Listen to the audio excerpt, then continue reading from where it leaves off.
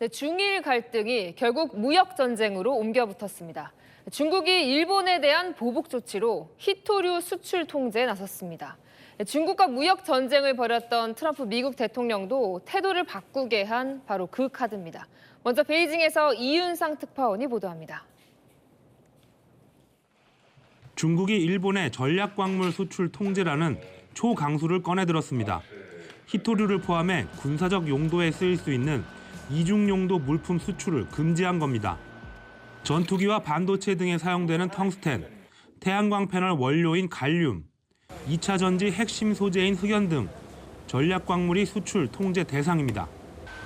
연구자석 재료인 사마륨, 항공기 부품 재료인 스칸듐 등 히토류와 가공기술도 대거 포함됐습니다. 지난해 11월 다카이치 사나의 일본 총리의 대만 관련 발언 이후 중국은 일본 여행, 유학 자제, 영화 상영 중단 등의 조치를 취하며 압박해왔습니다. 하지만 일본 측이 발언을 철회하지 않자 무역 전쟁이라는 칼을 꼽아든 겁니다. 중국은 일본으로의 우회 수출도 금지했습니다. 产于中华人民共和国的相关两用物项转移或提供给日本的组织和个人，将依法追究法律责任。 히토류 수출을 통제하고 나선 건 지난 2010년 센카쿠 열도 중국명 다오이다오 문제로 분쟁을 겪은 이후로 16년 만입니다. 이번에 수출 금지시킨 전략광물은 중국이 전 세계 생산량의 60에서 90%를 차지하고 있습니다. 중국 현지 매체는 범위가 넓고 강도가 높으며 최근 일본에 대한 반격 조치 중 가장 강력하다고 강조했습니다. 중국은 일본에서 수입되는 반도체 공정용 원료, 디클로로실란의 수입 가격 적정성 등에 대한 반덤핑 조사를 실시하기로 했습니다. 서방 외신들은 이재명 대통령의 방중 기간 중 이뤄진 대일 제재를 두고 한미일 협력에 균열을 내려는 의도라고 분석했습니다. 베이징에서 채널A 뉴스 이윤상입니다. 네, 허를 찔린 일본은 당황한 모습입니다. 히토류의 중국 의존도가 높아 일본 경제에 타격이 불가피해 보입니다. 장하연 기자입니다. 중국의 갑작스러운 수출 규제 조치에 일본은 강력 항의했습니다. 中国側に対して強く抗議するとともに措置の撤回を求めたところであります。 다만 아직 규제 대상이 불분명한 점을 들어 산업계에 미칠 영향은 분석 후 대응하겠다고 밝혔습니다. 일본은 경제 직격탄이 될 히토류, 특히 첨단 산업에 필수적인 중히토류의 규제 가능성이 알려지자 당혹스러워하고 있습니다. 2020년 기준 일본의 히토류 중국 의존도는 약 60%에 달합니다. 일본 싱크탱크 노무라 연구소는 히토류 수출 통제가 3개월간 지속될 경우 생산 감소액과 손실 규모는 우리 돈 약 6조 원에 달하고 1년간 이어질 경우 24조 원에 이를 것으로 전망했습니다. 현지 언론들도 이번 조치로 일본 경제에 타격이 불가피할 것으로 내다봤습니다.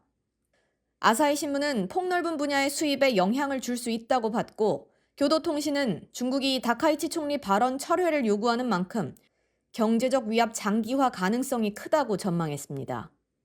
이런 가운데 주일 중국 대사는 해마다 도쿄에서 열리는 중일 경제단체 신년회에 이례적으로 불참을 선언했습니다. 채널A 뉴스 장하연입니다. 어제는 히토류 보복 조치였다면 오늘도 중국이 일본에 대해서 뭘 했어요? 맞습니다. 예. 거의 매일 5시, 6시 때 그렇게 발표를 했는데요. 사실 다카이치 일본 총리의 대만 유사시 개입 가능성 발언으로 촉발된 이 중일 갈등도 극으로 치닫고 있는 상황입니다. 예. 아까 말씀드린 대로 어제, 오늘 중국이 일본의 경제보복 조치를 취했는데요. 우선 어제 중국 상무부 발표부터 보시겠습니다. 민간과 군사용으로 모두 사용될 수 있는 물자의 수출을 전면 금지한다. 이렇게 돼 있습니다. 군사용이라는 단어가 꽤 눈에 띄어요. 맞습니다. 예. 그러니까 구체적 품목까지 정확하게 밝히지는 않았는데요. 저 군사용에서 힌트가 있습니다. 그러니까 전자 첨단 산업을 움직이는 핵심 소재, 자 바로 히토류의 통제가 이 조치의 핵심으로 여겨집니다. 그렇죠. 중국이 히토류 수출을 통제한 건요. 2010년 센카쿠 열도 분쟁 이후 16년 만입니다. 자 그리고 여기서 끝난 게 아니라 오늘 또 추가 조치를 내놨는데요. 연이틀 그렇습니다. 맞습니다. 예, 반도체 칩 제조 공정에 사용되는 핵심 화학 물질에 대한 반덤핑 조사를 한다고 밝혔습니다. 그러니까 일본산 제품 가격 경쟁력을 떨어뜨려왔고 수출에 제동을 걸겠다는 취지로 보입니다. 그 일본 도쿄 특파원도 하셨고 네. 실제로 일본 통이시니까 저 히토류 보복 조치나 오늘 이 추가 조치가 일본의 급소를 찌른 건 맞는 거예요?